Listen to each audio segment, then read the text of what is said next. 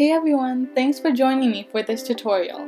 I'm going to be showing you how to set up an HTML file, and we're going to officially start coding today.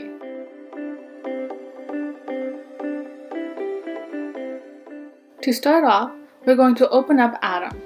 If you don't understand how to use Atom, check out my second tutorial called A Tour of Atom to become more familiar with the software. Right now, I'm just going to open a sample project folder without any HTML or CSS files in it to show you how to set them up.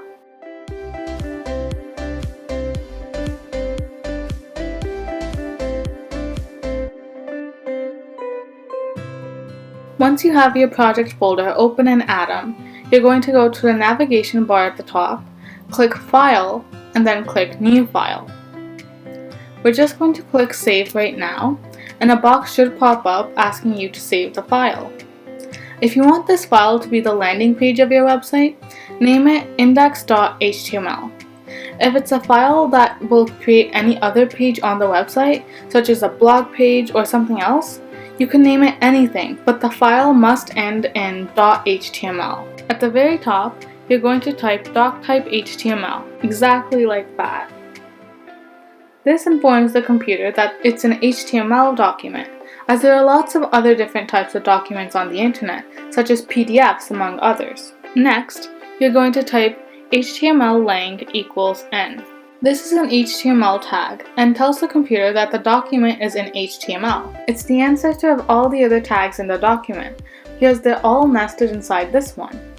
This means that the other lines of code should be a little bit indented so that this line is differentiated from the other lines of code. This tag also tells the computer that the web page is going to be written in English. After that, you can type the head tag. This tag is used to enclose information about your page, such as design information like linking the CSS file to this file. Other design information that you could include is the font you would like to use. Different fonts can be chosen from Google Fonts, as this contains a larger variety of fonts than what's already downloaded onto your computer. To get a font from Google Fonts, you can go to the website and select a font. For example, I'm going to select Roboto.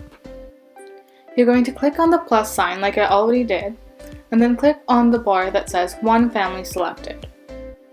And copy the piece of code that's under Standard, not Import. After you copy this, you can go back to Atom and place it under your head tag. Since I don't have a CSS file for this project, I'm just going to take this out right now since it won't work anyway.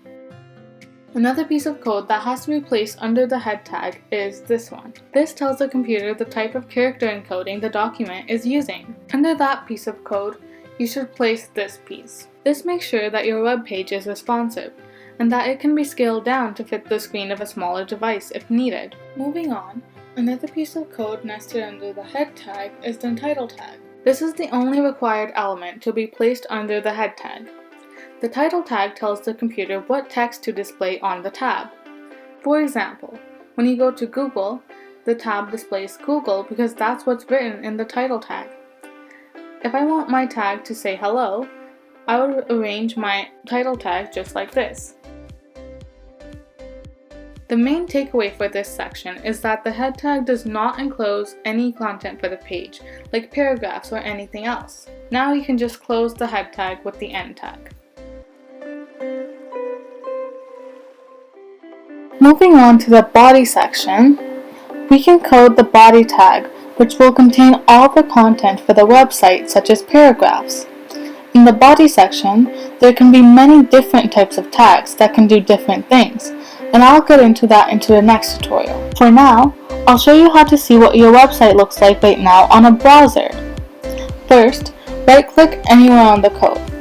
If you're on a PC, you'll see an option that says Open With. Click that and you can open your web page in your preferred browser. If you're on a Mac, click Show in Finder. Now, right-click on the HTML file and hover over Open With. You can choose your preferred browser to open your website. You can see the page shows up blank, but you know the code is working if you see the name of your website on the tab. As I mentioned before, I'll be showing you how to add content in another tutorial. Thanks again for joining me, and check out the next tutorial to learn more.